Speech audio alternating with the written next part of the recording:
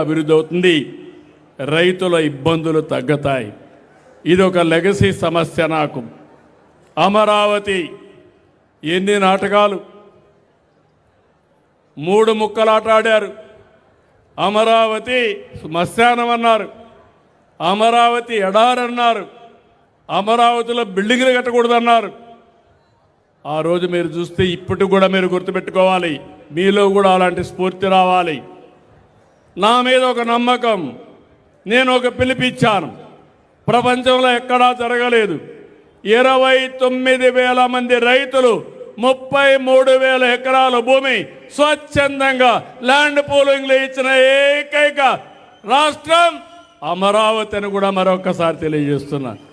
నేను డబ్బులు ఇవ్వాల, కానీ వాళ్ళకు ఒక మార్గాన్ని చూపించాను. మీరు భూమి ఇవ్వండి, నేను రాజధాని కడతాను. అభివృద్ధి చేసిన తర్వాత దామాషా ప్రకారం మళ్ళీ మీకు ప్లాట్ ఇస్తా. దానివల్ల మీ ఆదాయం పెరుగుతుంది, మీకు మంచి పేరు వస్తుందంటే వాళ్ళు స్వచ్ఛందంగా ముందుకు వచ్చేశారు. అలాంటి ప్రయోగాలు చేస్తే నిన్న మళ్ళీ మాట్లాడుతున్నాడు, అమరావతి లాభం లేదు, నేను అడ్డుకుంటానని. ఎంతమంది అడ్డుకున్నా మన రాజధాని అమరావతిగానే ఉంటుంది. శాశ్వతంగా అమరావతి ప్రపంచం మెచ్చే రాజధానిగా తయారు చేస్తాం. భగవంతుడు కొన్నిసార్లు కొంతమందికి అవకాశాలు ఇస్తాడు. ఒకప్పుడు హైదరాబాద్లో ఉంటే సైబరాబాద్ నగరాన్ని కట్టాను. ఇప్పుడు కాదు, ఎవ్వరు ఎప్పటికీ మర్చిపోలేరు. తెలంగాణకు ఎక్కువ తలసరి ఆదాయం వస్తుందంటే హైదరాబాద్ నగరానికి. అది హైదరాబాద్ నగరంలో సైబరాబాద్ వచ్చింది కాబట్టి వస్తుంది. మళ్ళీ ఒక అమరావతి కడతా, ఒక తిరుపతి అభివృద్ధి చేస్తా, ఒక విశాఖపట్నాన్ని అభివృద్ధి చేస్తాం, అన్ని ప్రాంతాలను అభివృద్ధి చేస్తాం. 175 నియోజకవర్గాల్లో 175 ఇండస్ట్రియల్ పార్కులు పెట్టి మన పిల్లలకు ఉద్యోగాలు కల్పించే బాధ్యత ఈ ప్రభుత్వం తీసుకుంటామని హామీ ఇస్తున్నా. ఇలాంటి సమస్యల్ని ఇప్పుడు కూడా మాట్లాడుతూ ఉంటే ఏమనాలో నాకైతే అర్థం కాదు. అంటే ఒకటే మీరు గుర్తుపెట్టుకోవాలి, ఎవరైనా సరే బాధ్యతగా ఉండాలి.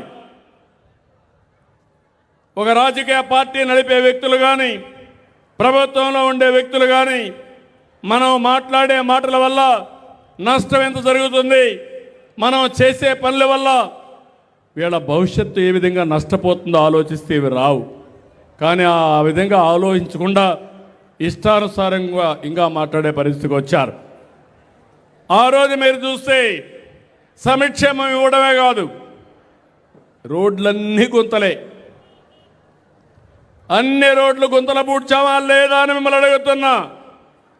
ఈరోజు బార్డర్ ఉంది, తమిళనాడు బార్డరు, పక్కనుండే రోడ్లన్నీ కూడా బ్రహ్మాండమైన తార్ రోడ్లు వేసే పరిస్థితికి వచ్చాం.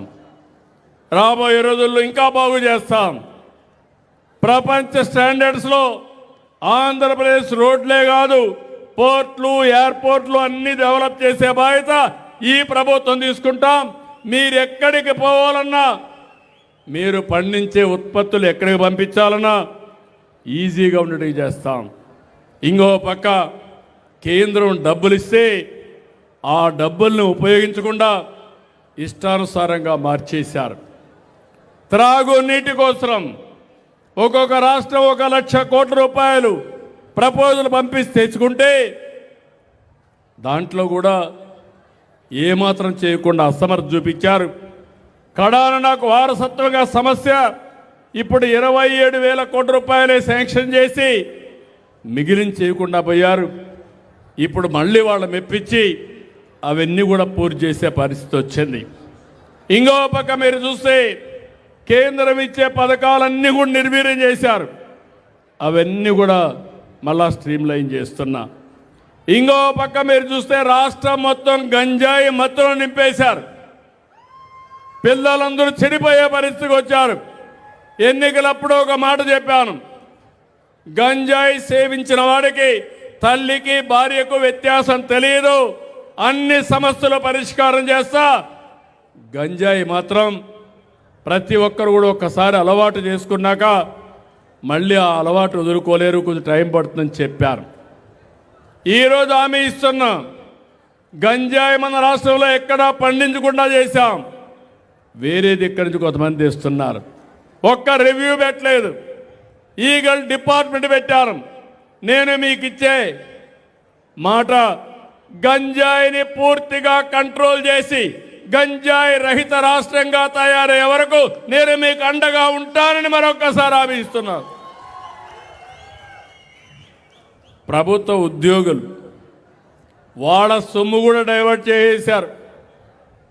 దగ్గర 25,000 కోట్ల రూపాయలు వాళ్లకు బకాయిలు పడ్డారు.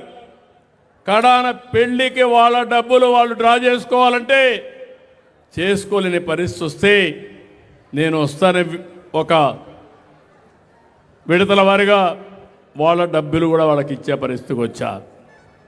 అన్నా క్యాంటీన్ అదేం పాపం చేసిందో నాకు తెలియదు, దాన్ని కూడా రద్దు చేశారు. మళ్ళీ నేను ఈరోజు అన్నీ కూడా ప్రారంభించాను. ఇవి కాకుండా ఇంకో 70 పెడుతున్నా.